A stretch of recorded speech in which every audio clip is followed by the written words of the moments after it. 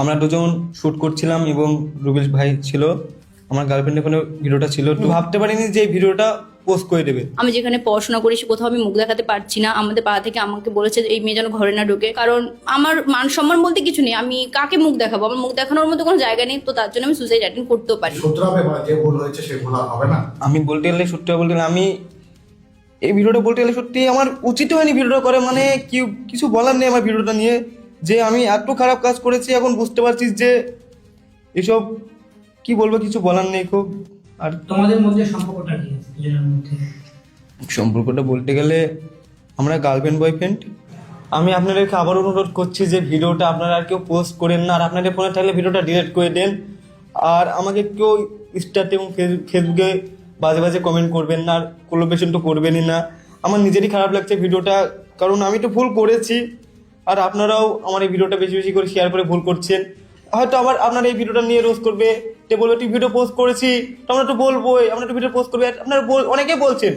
তো সত্যি বলতে গেলে আমি আগে থেকেই ভাইরাল ছিলাম, আর সত্যি বলতে গেলে আমার মান সম্মান নষ্ট করে আমি কখনো চাইবো না যে আরও ভাইরাল হতে। তাতে আমার কোনো কি বলবো, কোনো মান সম্মানই তো থাকলো না যদি আমি এরকম কাজ করি। কারণ নিজের ইচ্ছে মান সম্মান নষ্ট করবো, এটা কখনোই করবো না। যেহেতু ভিডিওটা করেছি, আমি ভুল করেছি, আমার লাইফে যদি বড় ভুল হয়ে থাকে সব থেকে, তাহলে এটাই আমার লাইফে সব থেকে বড় ভুল। আর আপনারা এরকম বলে আমার কখনো দেখতে পাবেন না। তা আপনাদেরকে অনুরোধ করছি আপনারা বাজে কমেন্ট কেউ করবেন না। আর কিছু আমার বলার নেই আর সেরকম। এই ভিডিও নিয়ে তোমার কি বক্তব্য?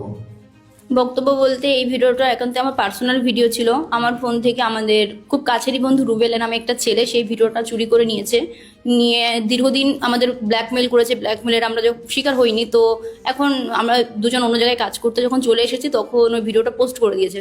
তো আমরা ভাবতেও পারিনি ভিডিওটা সে পোস্ট করবে। আর পোস্ট করার কারণে আমার পাড়া বা আমার এলাকা, আমি যেখানে পড়াশোনা করি কোথাও আমি মুখ দেখাতে পারছি না। আমাদের পাড়া থেকে আমাকে বলেছে এই মেয়ে যেন ঘরে না ঢোকে।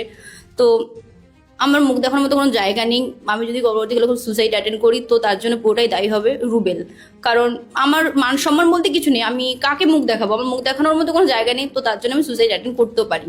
কিসের সম্পর্ক? শুভকের সঙ্গে আমি রিলেশনশিপে আছি। কতদিন থেকে আছো? 1.5 বছর।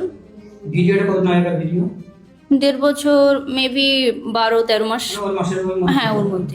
সোশ্যাল মিডিয়ায় তো এতটাই ভাইরাল হয়ে গেছে, এরপরে স্টেপ কি? যে রুবেল তো শুনলাম, তো আমি সাইবার ক্রাইমে গিয়েছি, মানে রুবেলের নামে মামলা করা আছে সাইবার ক্রাইমে। তো সাইবার ক্রাইম থেকে আমাকে জিডি নাম্বার দিয়েছে, আমি থানায় মানে গিয়েছি। এই ব্যাপারটা আমি থানার ব্যাপারটা একটু পরে রিভিল করবো, কারণ হচ্ছে আমি ফার্স্ট তাদের সাজা যাই, সাজার পর আমি জিনিসটা রিভিল করবো। অনেকে তো ভিডিওটা দেখেছে, তো আমি এটাই বলবো যে তোমাদের হয়তো ছোট বোন আছে, আজকে আমার পাড়ায় তো এরকম কত ভিডিও আছে।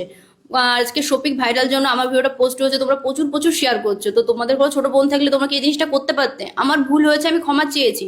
আর এটা আমাদের একান্তই পার্সোনাল ভিডিও ছিল। কেউ ভুল করে বলো, সে ইচ্ছা করে প্ল্যান করে পোস্ট করেছে, পোস্ট করে আমার মান সম্মান নিয়ে খেলা করেছে। তো তোমরা এই জিনিসটা শেয়ার করো না, কারণ আমার আর বেঁচে থাকার মতো কোনো রাস্তা থাকছে না। আমি এর বিরুদ্ধে সুসাইড অ্যাটেন্ড করবো, এটাই তোমাদের বলে রাখছি।